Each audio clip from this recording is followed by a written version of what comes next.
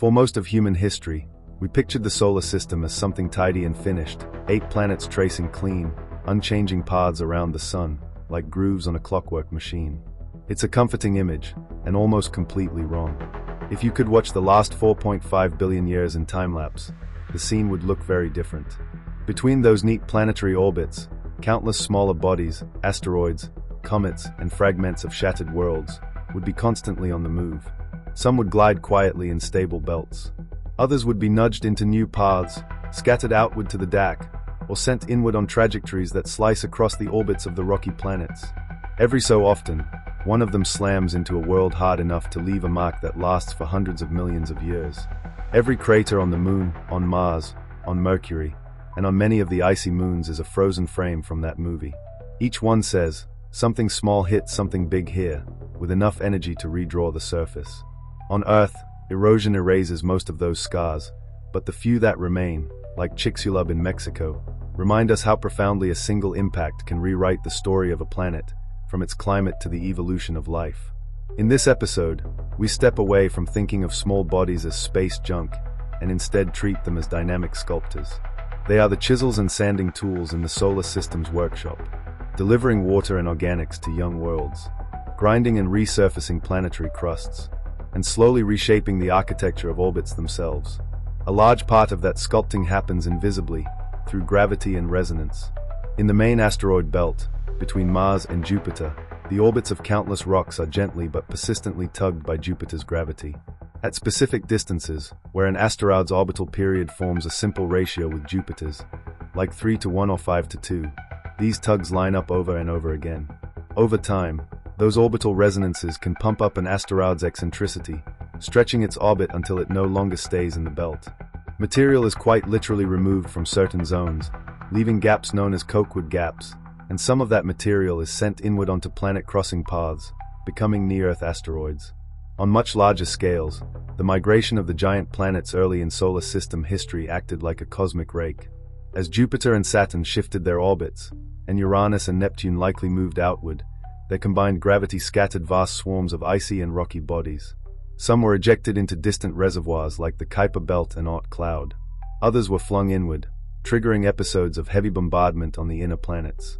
For Earth, that chaos was not just destructive, it may have also been a delivery phase, bringing water and volatile-rich material from the outer regions into the inner solar system. And the sculpting has never stopped. Even today, subtle forces continue to reshuffle the small body population. Sunlight can slowly change asteroid orbits through the Yarkovsky effect, as uneven heating and re-radiation of energy act like a tiny thruster over millions of years. Those slow drifts can feed new asteroids into resonances with Jupiter and Saturn, refreshing the supply of near-Earth objects. Comets from the Kuiper Belt and Oort Cloud still plunge toward the Sun, shedding gas and dust, sometimes breaking apart, sometimes crossing Earth's orbit. So when we look at small bodies, we are not looking at leftover clutter. We are looking at the moving parts of a long-running experiment in planetary architecture. In this episode, we'll ask 3 central questions. How do resonances with Jupiter and Saturn clear out regions of the asteroid belt and send material into the inner solar system? What did the migration of the giant planets do to unleash ancient bombardments that shaped Earth and its neighbors? Which slow processes, collisions, radiation forces, and gravitational nudges are still rearranging the small bodies around us today? By the end, the solar system will look less like a static diagram and more like a living system in motion, where every small rock and icy fragment has a part to play in carving the worlds we see. When we look at a diagram of the solar system, the main asteroid belt often appears as a uniform ring between Mars and Jupiter, a diffuse band of rubble quietly circling the Sun. But if you zoom in on the orbits of those asteroids and plot them by distance, you discover something striking. The ring is not smooth at all. It is combed through with deep, repeated gaps. Those gaps are not accidents. They are the fingerprints of giant planets. Astronomers call them mean motion resonances. In simple terms, a resonance is a place where an asteroid's orbital period forms a simple numerical ratio with Jupiter's. For example, in the 3:1 resonance, an asteroid completes 3 orbits around the Sun in the same time Jupiter completes 1. In the 2:1 resonance, it goes around twice for every single Jovian year. At first glance, that sounds almost elegant, like a cosmic rhythm. But for small bodies, These rhythms are dangerous places to live. Each time the asteroid and Jupiter line up in their orbits, Jupiter's gravity gives the asteroid a tiny, repeating tug. One tug does very little. But over thousands and millions of orbits, those small nudges add up. They gradually push and stretch the asteroid's orbit, changing its eccentricity, how elongated it is, even if its average distance from the Sun stays nearly the same. Eventually, the orbit can become so distorted that the asteroid is flung into a very different path. It might cross the orbit of Mars or Earth, collide with another asteroid, or be thrown out of the main belt entirely. When you map where stable asteroid orbits exist and where they do not, you see the result of this long-term sculpting. Regions corresponding to strong resonances with Jupiter, like the 3:1, 5:2, and 2:1 resonances, are systematically underpopulated. These are the Cokewood gaps, named after astronomer Daniel Cokewood, who first noticed them in the 19th century. They are not empty because there were never asteroids there. They are empty because any asteroid that spends too long in those zones is gradually destabilized and removed. The mechanism is fundamentally chaotic. A tiny change in an asteroid's orbit, a collision, a gentle thermal force, even accumulated numerical noise, if you simulate it on a computer, can nudge it closer to a resonant configuration. Once it drifts into that zone, Jupiter's periodic pulls begin to pump energy into its orbit. Over time, its path becomes more eccentric and its inclination can change as well. Instead of a quiet, almost circular loop in the main belt, it may end up on a highly elongated track that dives toward the inner solar system or swings far outward. Saturn also plays a subtler but important role. Its gravity interacts with Jupiter's to create combined resonances, overlapping patterns in both orbital periods and the slow precession of orbital angles, called secular resonances. In certain regions of the belt, these overlapping influences amplify the chaos. Instead of one clean do not enter zone, you get broad regions where asteroid orbits are slowly stirred and destabilized by the combined pull of both gas giants. This layered structure helps explain why the real asteroid belt is such a complex mixture of long-term stable families, transient populations, and objects on their way out. From the perspective of the inner planets, these resonances and gaps act like gravitational escape hatches. When a fragment from a collision wanders into a strong resonance, it is statistically more likely to be removed from the belt. Many of those removed bodies are not ejected from the solar system. They become planet-crossing asteroids. Over millions of years, this slow leakage feeds the population of near-Earth objects, the small bodies whose orbits bring them into our neighborhood and occasionally across Earth's path. This process has been operating for billions of years. Every time you see a crater on the Moon, Mars, or Earth, you are looking at the long-term outcome of this invisible gravitational machinery. Jupiter and Saturn never touched those impactors directly. Instead, their repeated, rhythmic pulls on the regions of the belt where those impactors once lived gradually unscrewed their orbits until they intersected a planet's path at the wrong time. So the main belt is not just a leftover ring of early planet-forming debris. It is a dynamic structure being continually carved and recarved by the giants that orbit beyond it. The Cokewood gaps are the scars of that carving. The near-Earth asteroids we track today are some of its most recent products.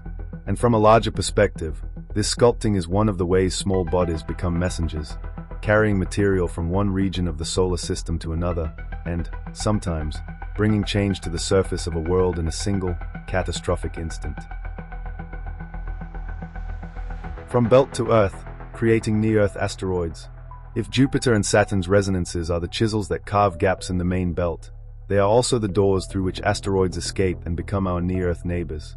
Most of the story begins quietly. In the main asteroid belt, millions of bodies orbit the Sun between Mars and Jupiter. They are not static, they collide, fracture, spin up, and slowly drift. When a larger asteroid is shattered in a collision, it can create a family of fragments that share similar orbits and compositions. Over tens or hundreds of millions of years, those fragments continue to evolve, and some of them are slowly pushed toward the dangerous edges of dynamical stability. One of the key engines of that slow push is the Yarkovsky effect. An asteroid spins in sunlight, its surface heating up during the day and cooling at night. Because it radiates thermal energy more strongly from the afternoon side than the morning side, it experiences a tiny recoil force. 4-kilometer scale rocks. That force is minuscule in any single orbit, but over millions of years it can gradually change the asteroid's semi-major axis, very gently shifting its orbital distance from the Sun either inward or outward, depending on its spin direction. This is how many small fragments from collisional families slowly migrate across the belt until they reach the edge of a gravitational resonance. Once a fragment drifts into a strong resonance with Jupiter or with a combination of Jupiter and Saturn, the pacing of the story changes.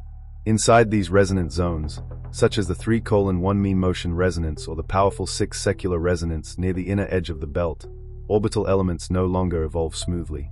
Repeated gravitational kicks from the giant planets pump up the asteroid's eccentricity, stretching its orbit into a more elongated ellipse. Over time, its path begins to cross that of Mars, then Earth, and sometimes even Venus. The same resonant dynamics that excavate the Cokewood gaps in the main belt are the mechanisms that manufacture near-Earth asteroids, NEAs. NEAs are defined not by where they were born, but by where they travel now. Their orbits bring them within 1.3 astronomical units of the Sun, close enough to approach Earth's orbit. Dynamically, many of them can be traced back to specific source regions in the main belt. Detailed modeling shows that a large fraction of NEAs originate in just a few key escape hatches, particularly the inner belt resonances and surrounding zones where the Yarkovsky effect feeds in fresh material.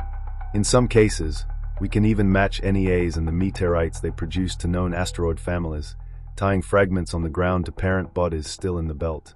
Once an asteroid has become a near-Earth object, its lifetime in that role is relatively short on geological timescales.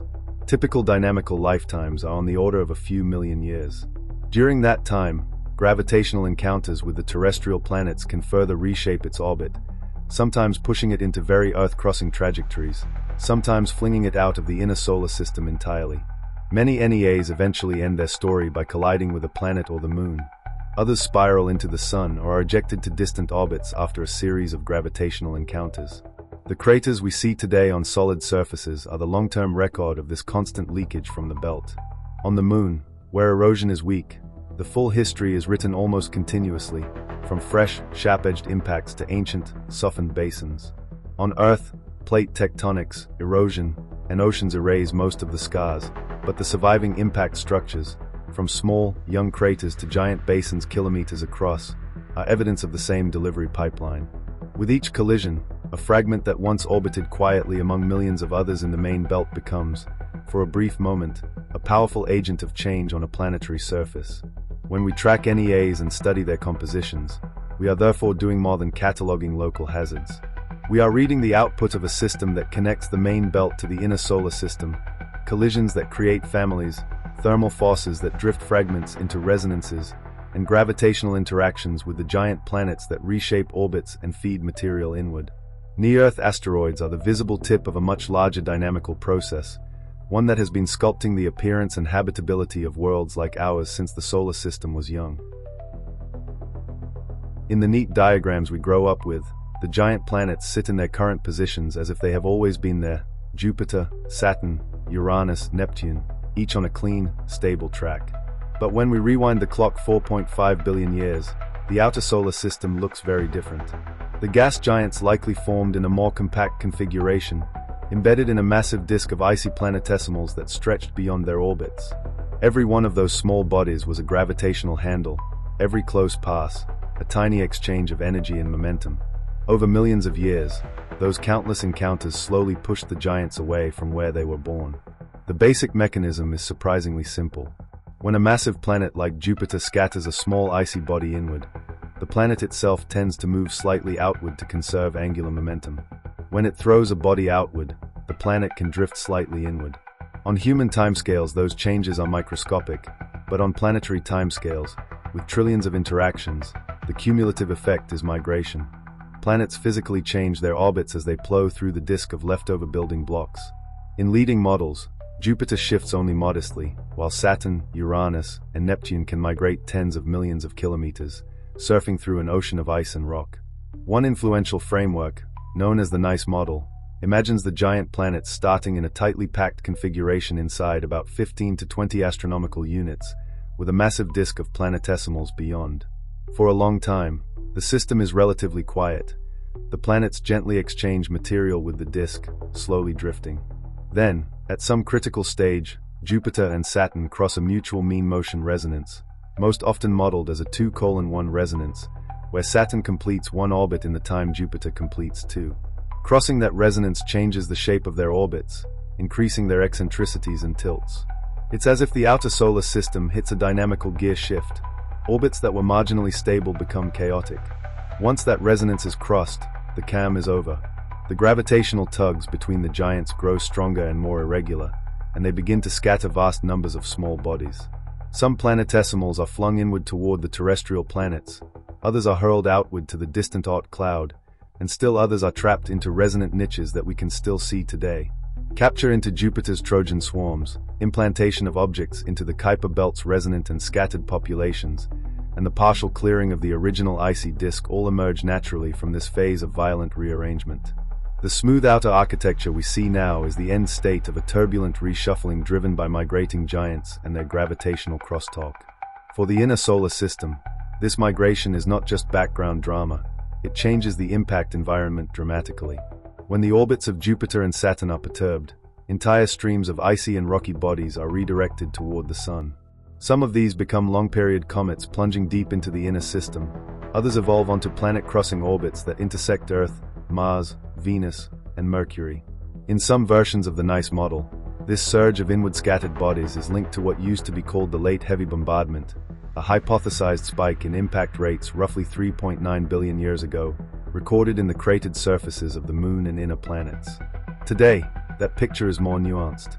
Radiometric dating of lunar samples and detailed crater statistics suggest that the inner solar system did experience an intense early impact history, but whether it was a sharp, brief spike or a more extended decline in bombardment is still debated. What is less controversial is the core idea. The migration of the giant planets fundamentally reshaped the flow of small bodies.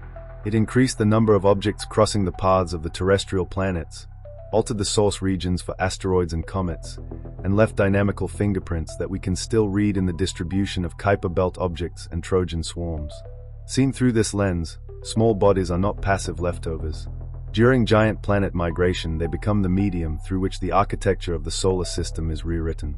Each icy rock that gets scattered inward damps or boosts a planet's motion by a tiny amount.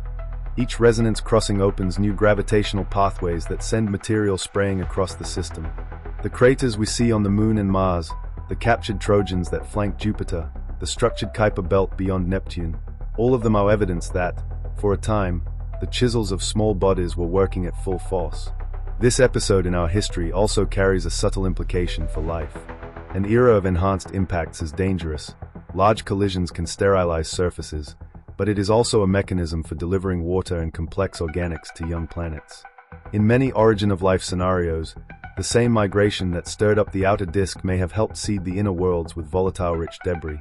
Planetary systems around other stars are likely to experience their own episodes of migration and scattering, suggesting that the sculpting power of small bodies is a common phase in the evolution of planets, not an oddity of our particular solar system. In the end, giant planet migration shows us a solar system that is not static but evolving, with small bodies as both traces and tools of that evolution. When Jupiter and Saturn shifted their orbits, they didn't just move themselves, they recarved the entire landscape of possible worlds, turning the quiet protoplanetary disk into a dynamic environment where collisions, captures, and escapes reshaped everything from the Kuiper belt to the craters under our feet. For most of the solar system's history, icy asteroids and comets have been more than wandering leftovers. They have been couriers, carrying water and carbon chemistry from the cold outskirts into the inner, rocky zone. To see how they shaped our own planet, you have to imagine the early solar system not as a quiet clockwork of 8 planets, but as a crowded construction site. Beyond the snow line, the distance from the young sun where water could freeze, countless small bodies formed with ice mixed into their rocky cores. Farther out, in the regions that would become the outer asteroid belt, the giant planet region, and the Kuiper belt, still more objects accreted with not only water ice, but frozen carbon dioxide, carbon monoxide, ammonia, methanol, and other volatiles. When the orbits of Jupiter, Saturn, and the other giants shifted during their migration phase, they did not move alone. They stirred this reservoir of icy debris, flinging some bodies outward and scattering others inward toward the terrestrial planets. Those scattered objects came in many flavors. Some were carbonaceous asteroids, DAC, relatively fragile rocks rich in hydrated minerals, clays, and carbon compounds. Others were true comets, with high fractions of volatile ices that flash into gas when heated. When these objects crossed the orbits of the young Earth, Venus, and Mars, They did not politely pass by. They impacted, sometimes with enough energy to resurface entire regions, sometimes as smaller impacts that added material grain by grain. Each collision was a trade, kinetic energy for heat and shock, but also water and volatile elements delivered to the battered crust and atmosphere.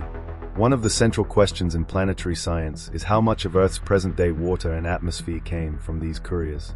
A key diagnostic is isotopes, especially the ratio of deuterium, heavy hydrogen, to normal hydrogen in water. Earth's oceans have a characteristic DOH value.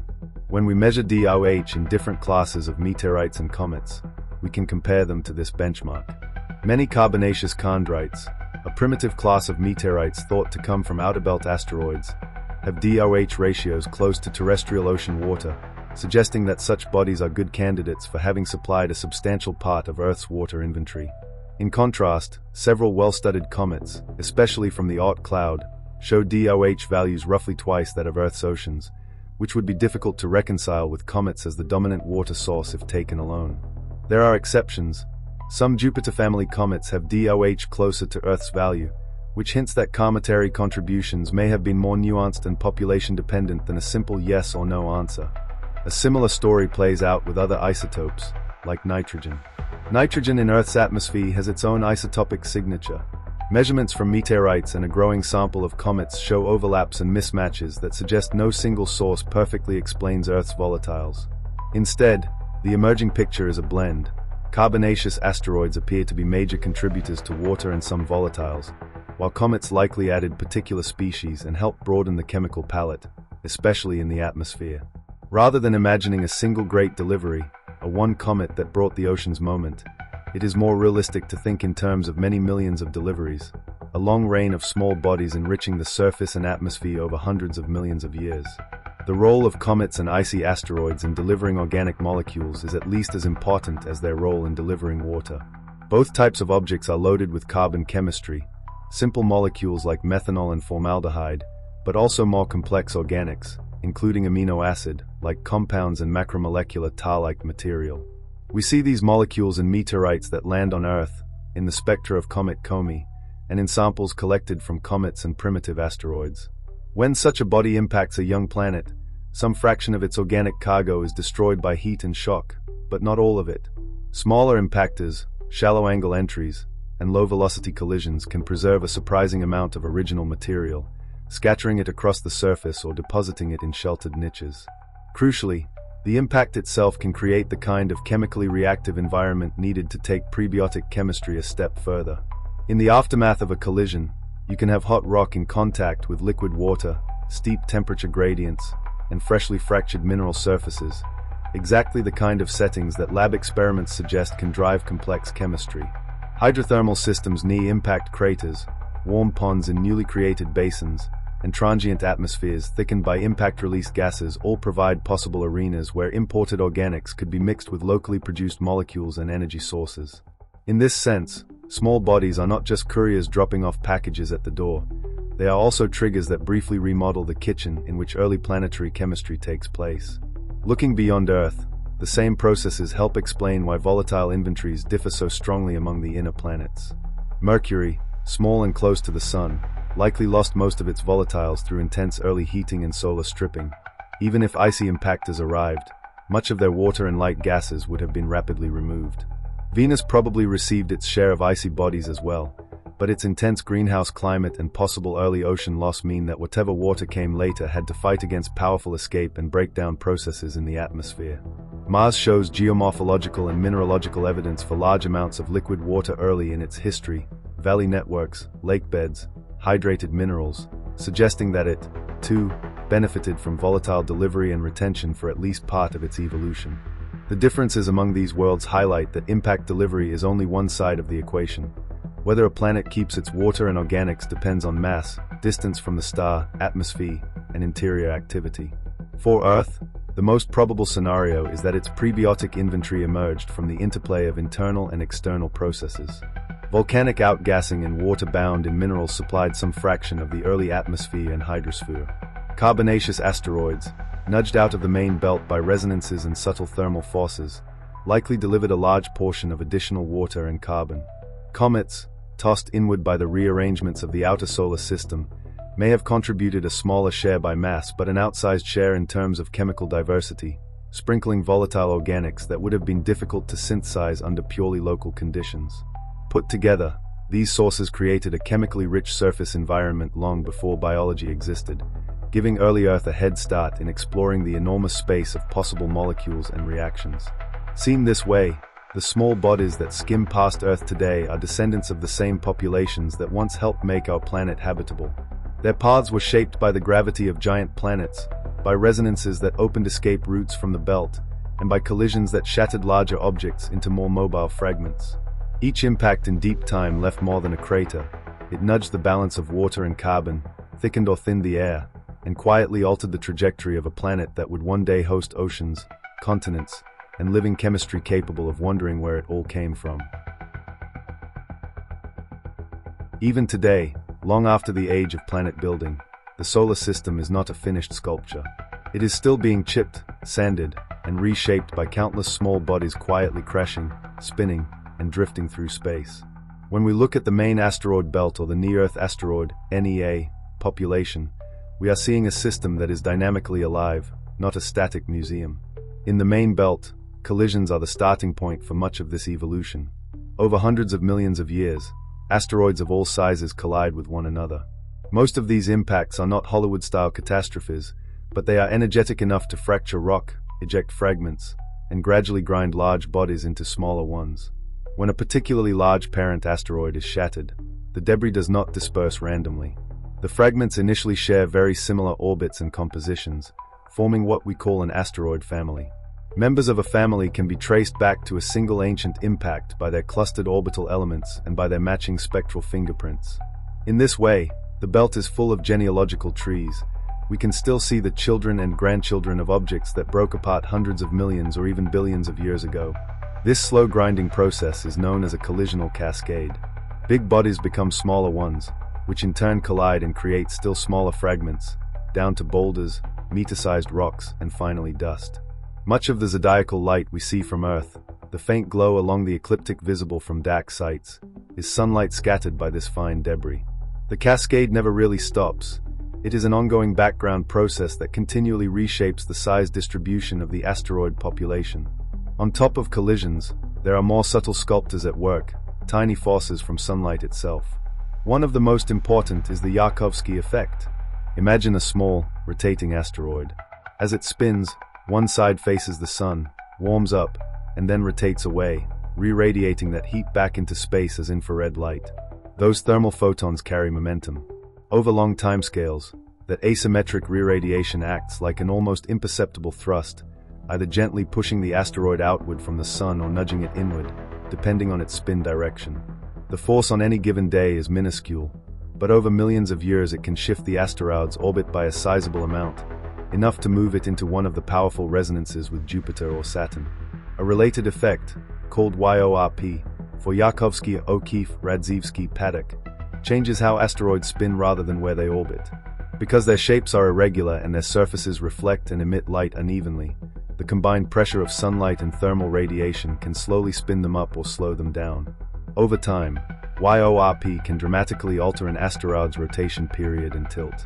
Some small bodies are spun so rapidly that they begin to shed material at the equator, forming equatorial ridges or skirts of debris. In extreme cases, a rapidly rotating asteroid can actually split, creating binary or contact systems where two components orbit each other. So even without a direct impact, light itself can cause an asteroid to change shape or even produce a companion. These thermal forces and collisions work together with resonances to feed the near-Earth asteroid population. Fragments born in asteroid families slowly drift in semi-major axis under the Yarkovsky effect until they cross into a strong resonance with Jupiter or with the combined gravitational fields of Jupiter and Saturn. Once there, their orbits become chaotic. Their eccentricities and inclinations are stirred up, and many are kicked onto trajectories that cross the orbits of Mars and Earth. That is how a rock that once orbited quietly between Mars and Jupiter can, millions of years later, become a near-miss or a crater-forming impact on our planet. Crucially, NEAs are not long-term residents of the inner solar system. Their orbits are unstable on timescales of a few million to tens of millions of years. Dynamical models show that most NEAs will eventually meet one of a few fates. They collide with a terrestrial planet or the moon, they spiral into the sun, or they are flung out of the inner solar system altogether. This means the NEA population we observe at any given time is a transient sample, constantly replenished from the main belt by new fragments entering resonances and drifting inward.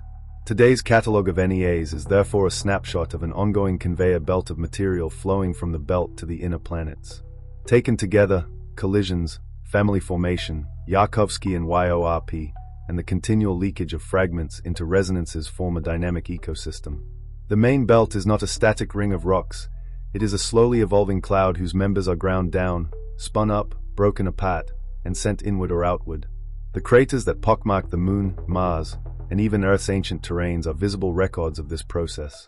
Every impact basin, every scattered chain of secondary craters, is a reminder that small bodies are still sculpting planetary surfaces and orbital populations. The solar system's architecture is not just the result of what happened 4.5 billion years ago, it is being updated, line by countless minor collisions and tiny thermal pushes that only reveal their power when we step back and look across cosmic time.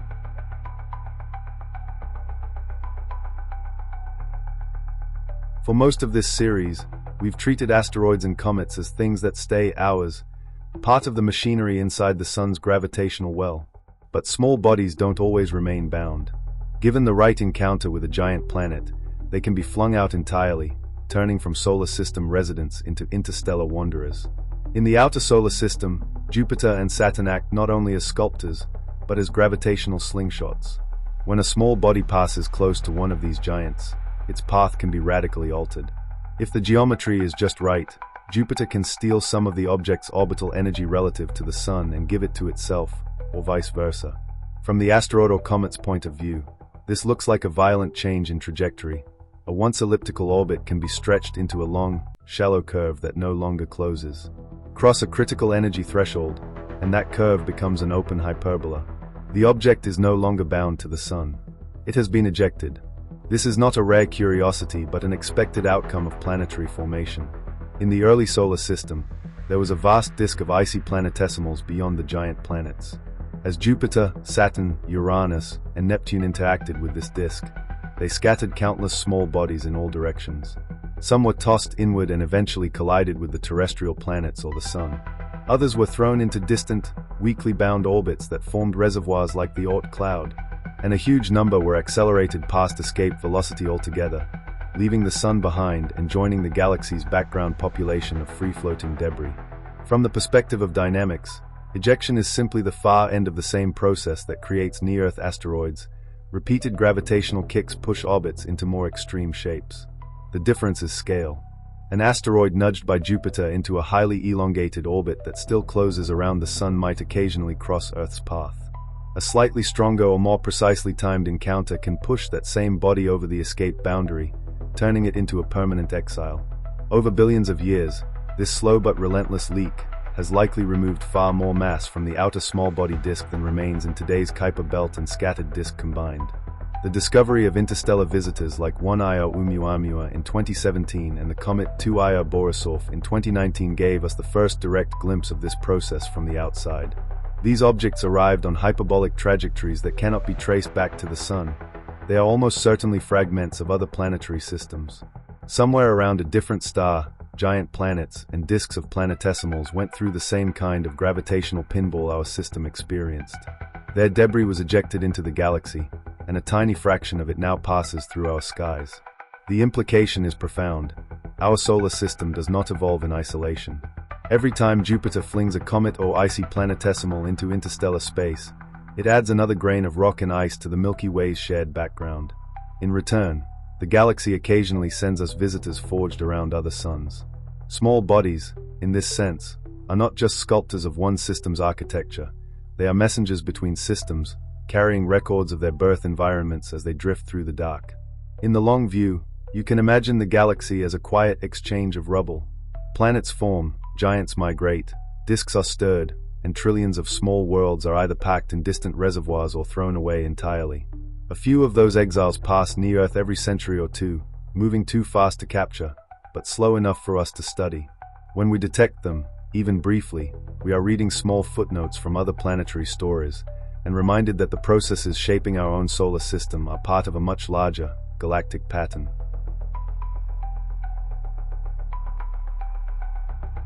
Over the next billions of years, the small body populations we have been following throughout this series will not simply freeze into place.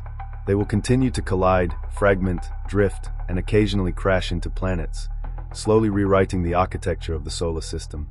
In the main asteroid belt, each collision between two rocky bodies creates a spray of fragments, some as large as mountains, others the size of dust grains.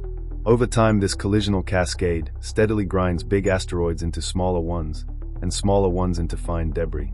New asteroid families are born when a sizable parent body is shattered, leaving behind a cluster of fragments that share similar orbits and compositions. At the same time, sunlight itself acts as a very gentle but persistent sculptor, the Yarkovsky effect, where a warm rotating asteroid re-radiates heat asymmetrically, and the related YORP effect, which can spin small bodies up or down, continuously nudge fragments into new orbits. Given millions to tens of millions of years, these tiny pushes are enough to send rubble into gravitational resonances with the giant planets, where orbits become chaotic and fragments are either ejected or redirected toward the inner solar system.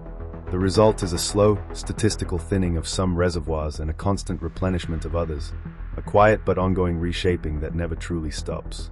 From the perspective of a planet like Earth, this long-term dance of rubble is not just background mechanics. It defines the impact environment our world lives in. Near-Earth asteroids do not linger on Earth-crossing paths forever.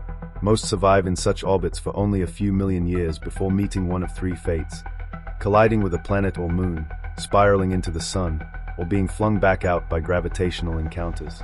That means the NEA population we catalog today is a transient snapshot, constantly refreshed by fragments leaking out of the main belt and other source regions. Comets, too, arrive in waves from the Kuiper belt and the distant Oort cloud, some captured into short-period orbits, others making a single dramatic passage before being lost to interstellar space or destroyed by the sun. Each of these visitors carries kinetic energy and chemistry. On young planets, repeated impacts may help build oceans and atmospheres. On mature planets, they can reset ecosystems through mass extinctions. Small bodies, in other words, are long-term agents of both construction and destruction. For the first time in the history of our planet, one species is now beginning to consciously participate in this dynamical story. Across Earth, survey telescopes track hundreds of thousands of asteroids, mapping their orbits and projecting their positions decades into the future. Near-Earth objects are catalogued, risk scales assigned, and close approaches flagged years in advance. Missions like NASA's DAT have already demonstrated that we can deliberately alter the trajectory of a small body. By crashing a spacecraft into the moonlet Dimorphos, engineers changed its orbital period around the larger asteroid Didymos, proving that kinetic impactors can shift orbits in a measurable way. The upcoming HERO mission from ESA will refine that experiment by mapping the crater, the mass distribution, and the detailed outcome of the impact, allowing us to calibrate our models. As these efforts grow, from survey networks to deflection tests, planetary defense becomes part of the natural evolution of the inner solar system. Small bodies will still roam and occasionally threaten, but they will no longer be purely random actors. Their future paths will increasingly bear the fingerprints of human decision-making. On the longest timescales, however, even planetary defense and asteroid surveys are just brief episodes in a much larger cosmic arc. Over the next few billion years, the sun will slowly brighten as it burns hydrogen in its core, subtly shifting the habitable zone outward. This gradual increase in solar luminosity will change the thermal balance of planets and small bodies alike. Ices that are stable today may begin to sublimate. Impact-delivered volatiles will be lost more quickly into space. Far further into the future, around 5 billion years from now, the sun will exhaust hydrogen at its center, expand into a red giant, and radically rearrange the gravitational and radiation environment of the solar system. Inner planets may be engulfed or stripped. Asteroid belts and comet reservoirs will be heated, destabilized, and partially blown away. Some small bodies will spiral inward and evaporate, feeding dust and gas into the extended solar atmosphere. Others will be pushed outward as the sun loses mass, drifting into more distant orbits or even slipping free into interstellar space. The quiet sculpting we see today will give way to one final, dramatic recarving of the system.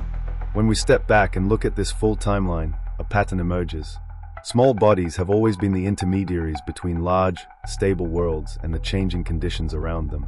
In the past, they carried water and organics inward, chipped craters into young crusts, and recorded the migrations of giant planets in their orbits. Today, they continue to drift through resonances, form new families, and pose occasional threats. But they also offer us opportunities for science, resources, and now deliberate deflection. In the far future, as the Sun itself evolves, they will be among the last objects to respond, lingering in outer orbits or departing into the dark between stars. The solar system, then, is not a static set of 8 planets and some leftovers. It is a long, unfolding story in which ice, rock, and metal, from kilometer-scale asteroids to fragile comets, act as dynamic sculptors. And with each survey we conduct, each mission we launch, and each orbit we nudge, we are learning not only how to read that story, but how to gently edit some of its lines.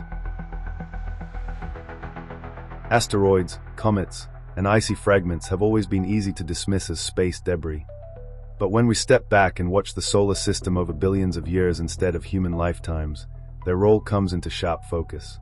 They are the agents that chip away at planets, redraw orbits, deliver water and carbon, and occasionally reset the biological clock of a world with a single impact. They are not footnotes. They are part of the main story. We have seen how resonances with Jupiter and Saturn carve structure into the main asteroid belt, opening gravitational escape hatches that steadily leak material inward. Over millions of years, fragments from shattered parent bodies drift under subtle forces like the Yarkovsky effect until they fall into those resonances, are flung onto planet-crossing paths, and become near-Earth asteroids. The craters that pockmark the Moon, Mars, Mercury, and even Earth's eroded continents are the written record of this quiet but relentless process. We have also followed the giants back in time, to when their own orbits were still shifting. As Jupiter, Saturn, Uranus, and Neptune migrated through a massive disk of icy planetesimals, they scattered untold trillions of small bodies. Some were hurled inward, bombarding the young terrestrial planets and helping to shape their volatile inventories. Others were thrown outward and packed in the Kuiper Belt, the scattered disk, and distant reservoirs that still feed long-period comets today. In that early chaos, giant planets and small bodies co-sculpted the architecture we now take for granted. On smaller scales, the story continues. Collisions in the main belt create new asteroid families. Spin-up under sunlight can split objects into binaries or slowly change their paths. Near-Earth asteroids are constantly being created and destroyed, a short-lived but persistent population that keeps the impact risk non-zero for any inhabited world.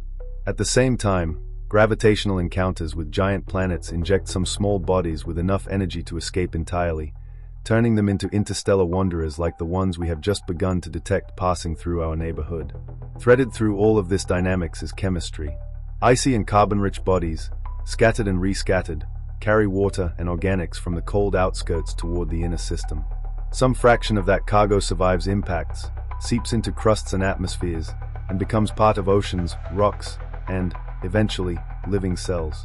The same processes that carve craters and clear regions of space also seed young worlds with the raw materials for habitability. Today, for the first time, one of those small bodies has met something new, us, consciously pushing back. With missions that redirect an asteroid's path or map its interior structure, a technological species on a fragile world has begun to take part in the choreography, not just endure it. Planetary defense is not separate from the story of small bodies. It is the latest chapter, where the targets of impacts learn to reshape their own odds. So when we look at the solar system, it is tempting to see a finished picture, planets on stable tracks, belts and clouds quietly in place. But the truth is more alive. Every crater, every meteorite, every faint icy speck in deep space is evidence that the architecture is still evolving. The solar system is not a static blueprint. It is a living structure, slowly rewritten by its smallest pieces. And as we learn to read their stories in rock, ice, and orbit, we also learn more about how rare and how precious it is to find a world where those stories have led, at least once, to life.